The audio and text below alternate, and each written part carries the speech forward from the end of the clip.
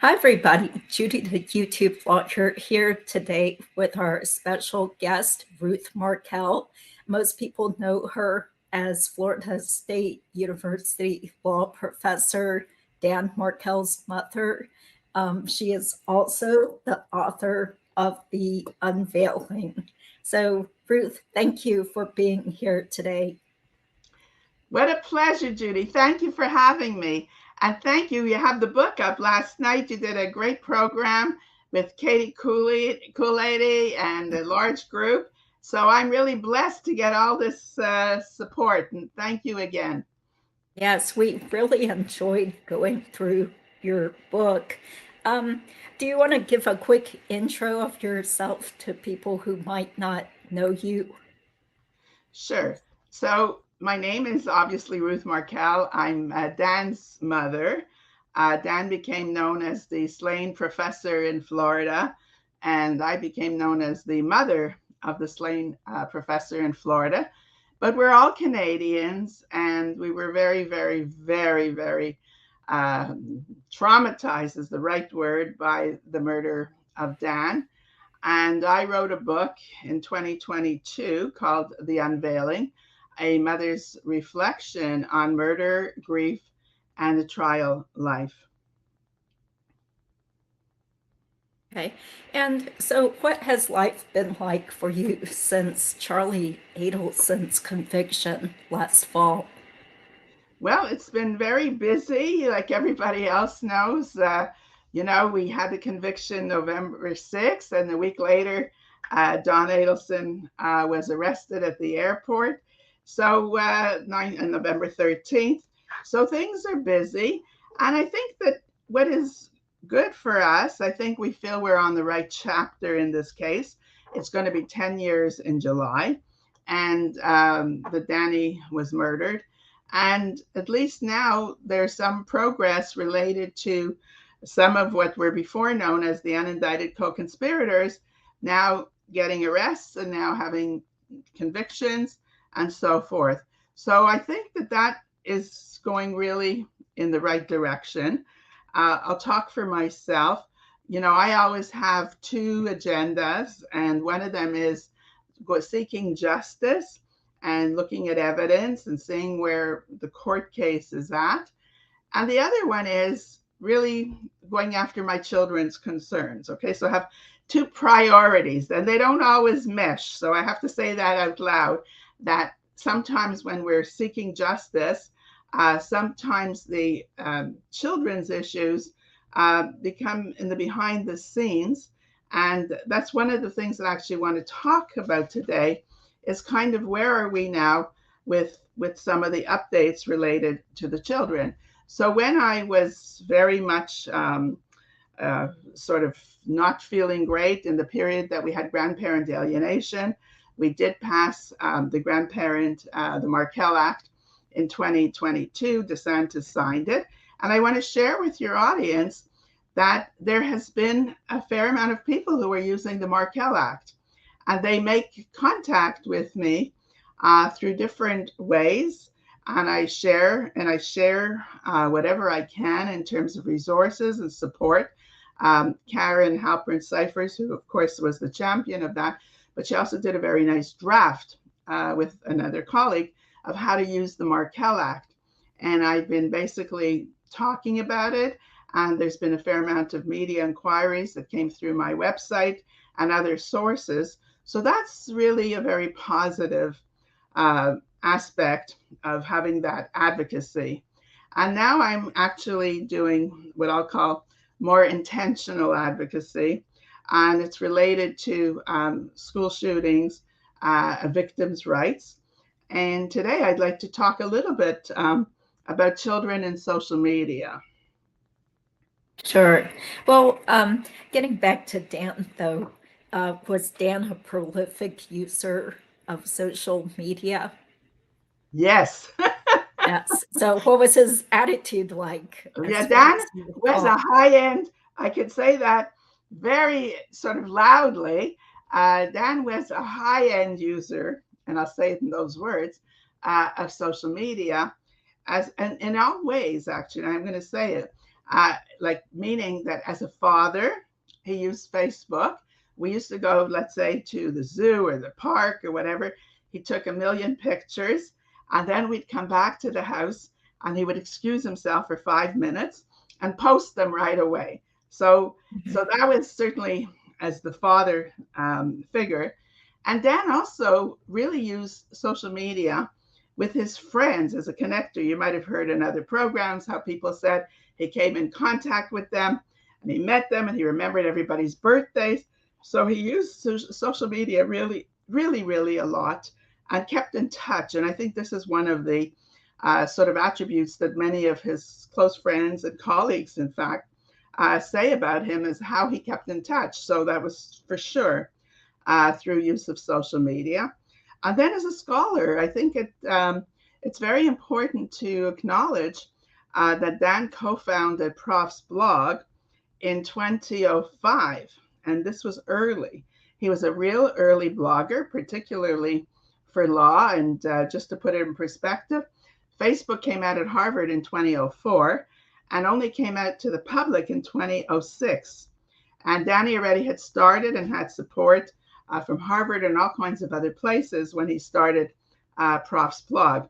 So yes, Danny is a very accomplished social media personality, I would say. Mhm. Yeah, that's how he kept in touch with so many friends from different countries across the world. And and it sounds like he was always so proud of his children. He was. And I think that really brings me to what I want to talk about today is the children, all the children. Now, they're just to mention, uh, one of the things that Dan's lawyer, Steve Webster, has gone on and always talked about Dan as a father, which is true. But just to put a very big picture now on how many people, how many children, young adults, they're not all children, are now watching all the programs, the podcasts, court TV, and the trial. And Shelley's children who are bigger, the youngest is 18, and then there's Danny's boys now are 14 and 13, soon 15, and Rob has two children, and Bree has the little boy with Charlie, and Catherine McBanoa has two children, and her brother's two children. So I think if we total it almost all up, it's about 12 young people now are actually impacted is the worst part of the story, but are really on social media. And I would like to talk a little bit about Dan as a father, if he would have a lot of concerns about, let's say, how Benjamin and Lincoln would now start to hear more about his murder through channels like social media. Initially, they weren't allowed at all. They're not widely allowed today, but things have really changed, and particularly since Charlie's conviction and Donna's arrest.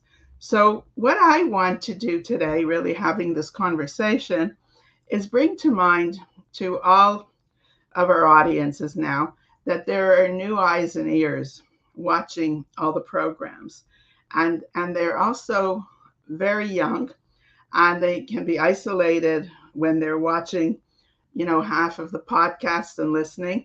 And I just give you like a quick view. So my 18-year-old granddaughter tells me when the trial was on, she'd come to school. Her teacher, actually, one of them knew Dan. They were the same age. And she's very open to watching it. She has all these privileges because there's no reason she shouldn't have watched it. And they're older. And she would say, you should see what's going on TikTok. This is like during the trials. And all her parents, her friends' parents, everybody's watching. So this is really now how kind of broad and wide the audience is. And my concern is that we make sure that none of our comments, none of some of the information, how we talk about individuals, should be sort of sensitive to this very new group of people who are watching all the time and listening all the time. And that's an important area. I'll just give you some background on myself. Nobody knows this, what I did prior to Dan's murder. but I was a consultant in healthcare, and I also was very active in emergency preparedness. And we did disaster planning in hospitals. And from the disaster planning in hospitals, we brought it down to all of the emergency planning that schools had to have, as you know, today with the lockdowns and the school shootings and so forth. And in Ontario in particular, had very strong cyberbullying policies. So the Ministry of Education here in Canada, in Ontario, I should say, had really put out very, very strong cyberbullying policies. And that's even continued to today as it's getting worse, as you know, with the suicides and everything else happening with both young women and others and young men. And so what I want to make sure now that we as a responsible community in our communications recognize that we have now a much wider audience. And I'm looking forward, Judy, to any of your other questions. Sure. Well, this is, just off the top of my head question, but with your granddaughter who was seeing stuff on TikTok, I'm not on TikTok, but was she offended or did it make her feel depressed seeing stuff on TikTok No, about what the it case? just made her statement was, no, she didn't have like an emotional reaction as much as you should see how much is on. Okay, like in other words, the content, the volume of content, and so forth. She's also on Instagram. I mean, but these are big kids now, right? But the point I'm making is like what her point was. You can't run away from this case, okay? The visibility. This is really what she's sharing, right? The visibility in the case, and particularly around the trial life, Donna's arrest, and so forth, is so high that any young person is just going to turn on a device, right? And have access to a lot. That was the essence of it. Not depression, not emotional, but like a little bit like, wow, you should see what's on there. Mm-hmm. Yeah. Well, um, just speaking in general to people on YouTube, TikTok, podcasts and stuff, how would you like them to treat the coverage of your son's case? I think what I just want to remind everybody, and we're going to show a video that John Steinbeck and myself did. I have all these different partners in this story, and I'm so blessed with all the different people who play different roles. So John Steinbeck and I did the brainwashed children videos before.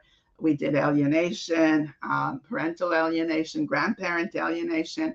And we really started just now to do a whole bunch of new clips on the impact of social media. And really, some of it is coming out of children who might have been brainwashed. And then suddenly they're immersed to all this stuff now that they have a new whole world that suddenly they're exposed to.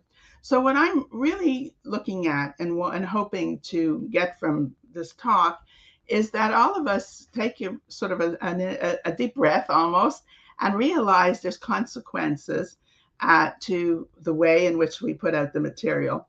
And so my goal really is to have more sensitivity to compassion. Remember that we want, because many of the podcasters and all of us, we're parents and grandparents as well, that we want to reduce isolation and we want to reduce alienation of the children now. When I say children, nobody's a child. There's some children, but mostly it's the teens, right? And there are a lot of them. So that's really what my sort of idea is to have this talk. Okay. Well, in terms of other types of things that you've gotten involved with since publishing your book, are you actively still traveling to speak to events or holding book signings? Yes, I've been. It's been a very busy year. In fact, I've never been to I just came back. I was in Naples, Florida, and I did basically a book presentation there. And yes, I'm involved, and there's a lot of new projects. Also, there's a full demand, sort of in terms of it ranges from grief. I just spoke at Harvard Club in Palm Beach. And so there's, yes, the answer is yes. And I think it's important. I'm talking many places now. First, I talked about grief. Now I'm doing a lot of work on victims, victim impact situations, and also on the whole issue of the homicide survivor. And I have a lot of intentional advocacy related to school shootings. And a lot of people, sadly, there's a lot of murder families, families impacted by murder that reach out now because they need help. And so there's a full range. And there's some interest in some courses that people are asking me to give. So yeah, it's busy, and busy good. That I would say. It's busy good. Yes, yes. It's like everybody wants your time. People want to tell you their stories, get help from you. Yeah. Well, what about the Surviving the Survivor JAVCO event? I thought that was great that they put it on YouTube so people could see it. Would you like to tell us a little bit about your experience with that event Sure. in That was December? actually a very amazing event for two reasons. One is sort of the place and the time and the opportunity to have it recorded, and all of us were there. So it was a good, we did it Perspectives of Trial Life, which included Dave Arenberg and Dennis Murphy. So I covered sort of the victim, Dave Arenberg covered the legal parts, and Dennis Murphy, the media. And that was an exciting, really, opportunity for all of us to talk about perspectives of trial life. And the audience was interesting because the audience, can't give a real number, but 30% at least knew the case inside out. Many of them were like followers already of STS and you and others. So this was an audience that came, kind of well equipped to have the questions. And there was other people, by the way, who have communicated with us that they have other information. That's another thing going on right now, which is really like more people have addressed the fact that they know stuff, or that they know the family, or they know other issues. So it was a very, very effective experience for me. Yeah, I hope these other events that you speak at will also record them and put them on YouTube or somewhere so we can all see it. Yeah. For example, was it the Harvard Hillel? They put up the memorial or some sort of event about your son from several years ago. Did you So see it? I know yes. about it. Have you seen it? Did Oh, you? okay. Yeah. I'll send you the link. Oh Yeah, wow! No, I yeah. didn't see it on. Yes, Yeah, for sure. the Anything. the audio the audio is kind of crummy, especially Oh, at okay. first, Oh, but his friend Noah Noah Feldman Feldman. spoke. Yes, Yes. he So, spoke. Yeah, yeah, that's I good. thought you Noah's were. been out a lot too now. So Noah's a very famous constitutional lawyer from Mhm. Harvard, and he's been speaking a lot. No, I didn't see it. You see, I told you, Judy, you're all ahead Okay. of me. Okay, yeah. I mean, I try to research all I can to get all the info. I'm sure So, there. You know what? I'm sure by now. That's an important point now. There's probably archives of a lot of things. I spoke at Harvard Law School exactly a year ago, it was March, exactly. And also elsewhere. I'll see what I can also find, and just so that, I know people are watching and sharing and so forth. So that would be good. So Judy, you have a wonderful video that John Steinbeck did with me, and it's related to the children's issues. And I'd love mhm. to have the audience see it. Yeah. Okay, let's see if I can. I hope people can hear it. Okay, so big thanks to John Steinbeck.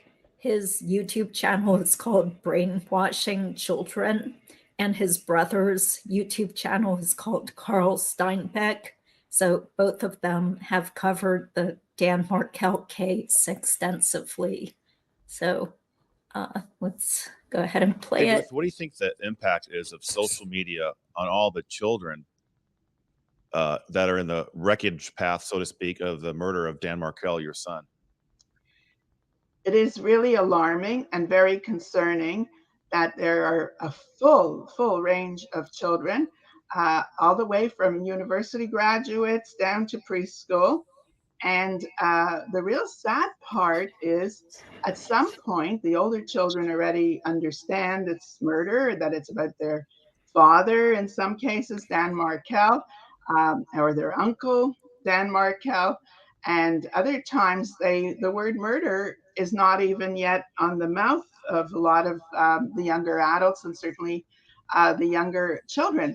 But I think that this is the part, to me personally, that is most troubling about the fact that all of these young people have to get introduced to a reality of murder in their life, their near life, around them.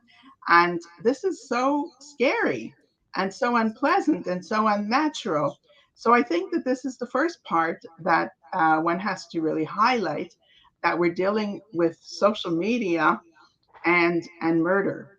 And we have to be able to step up. My big thing here is to step up and help young children as they're using social media and getting exposed to social media, and how it impacts them with their peers and in all their environments that they're part of. What thoughts do you have, John, on the whole issue of social media and murder? I think it's a net positive because can you imagine 30 years ago how murders would have turned out differently had there not been people following the case and putting subtle or more pressure on the prosecution to go after these people. So I think uh, kids are smart. They can sense a good quality production show or podcast versus one that's not, and they can filter out who they want to listen to because in the end, kids are really curious creatures and they want to know what happened down the road. So I think having a lot of publicity around it is actually a net positive because that way they can get as much detail as they want to about the case because they're not going to know the prosecution personally. They're not going to know the lawyers personally. So how else are they going to get this information? Well, from loved ones. But if loved ones are going to jail, then at some point you need to have other people on the other side explaining what happened and that there's other people out there talking about it in a very highbrow, intelligent way. I don't see how that hurts the kids at all. Do you agree? Yes, I think so. I think it's a good point you raise about the whole idea of not hiding it. And we are really blessed with all the podcasts, Justice for Dan, all of the support groups around, and so forth. And I think that's important. I think it's a good point to remember. There are some cushions in helping, certainly the family, our immediate families, of helping us go through this horrific process. And yet we still have to think about the separate challenges. That's what's on my mind. The separate challenges for the younger people, because they don't feel support. They're sometimes very isolated in the moments that they're looking at social media. It's not always sort of in a congress or a common room and so forth. And then they have to learn how to really look at it. So I just want to make sure that we step up and we create less chaos, and in all the environments we create more social acceptance. We decrease alienation, and anybody in any kind of communication area, anybody in any kind of professional, the teacher, the local neighborhood, any kind of clergy, that we're all very have our own eyes and ears open to what is the impact of the social media on some of these young people who have been very impacted in the Dan Markel murder. And let's just hope we can embrace a larger community. I think so. And I think I'll end up with this thought, which is as long as we keep them in mind and assume that for us content creators like yourself and me and my brother Carl, that whatever we're talking about, we should assume at some point that young ears will be listening to this case. So we got to keep that in mind. We don't label people, we don't call people names, mock them, etc. And I think that's the best way to approach this. Don't you, Ruth? I think 100%. And I think if we embrace, the readiness that we could have in terms of really responsible conversations and reporting, and also to really talk on the facts, on the evidence, and stuff like that, rather than any kind of innuendos or personal attacks, on any of the parties. I think that's a great idea, and I think if we look at the consequences sometimes of the content that we're creating, and just remind ourselves that we really have a much bigger audience right now than we ever anticipated. You bet. Well, Ruth, thank you for joining me today, all the way from Toronto. Everyone, thanks for watching again. Ruth's book is called The Unveiling, and Ruth and I will be doing more short videos in the future, so stay tuned, and we'll see you on the next one. Take care, Ruth.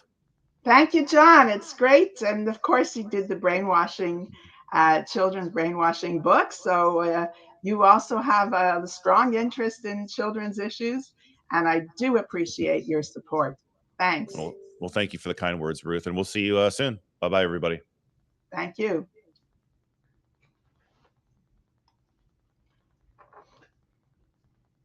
Great. Thank you, Judy, for showing that. I think it's really sends the clear message. Mm-hmm. Yes.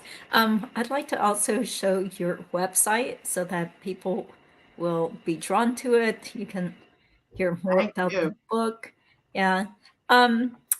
Where do you think is the best place for people to purchase your book? Right now, I think on Amazon. Thank you. I still... Well, first, I shouldn't say that. The bookstores do have them, and they can order them online. So there's still some in Canada, and there's certainly, they were in Barnes and Noble, they were in Indigo in Canada. So they were even actually for a while. I'm not as up to date. It's a good question you're asking me, but I believe even Target and Walmart had books. So yes. I think that anybody can just really search it out and have a chance to read it. And that would be really welcome, very welcome. Okay, that'll be great then. Okay, well, why don't you hang on for another minute so I can say goodbye personally. But we do thank everyone who still cares about justice for Dan, people who are still interested in the case and are ready to see justice being done this year. Thank you so much, Ruth.